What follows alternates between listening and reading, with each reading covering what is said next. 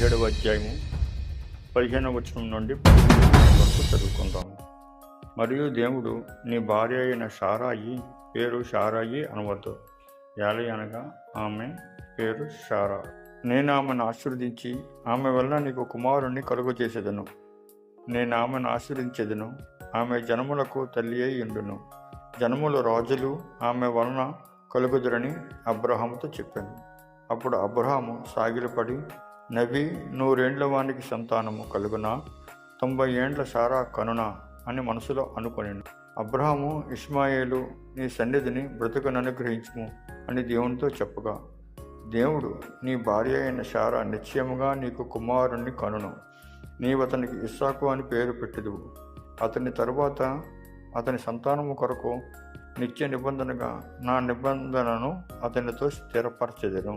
వాక్యం ప్రభు ఆశీర్వదించును గాక.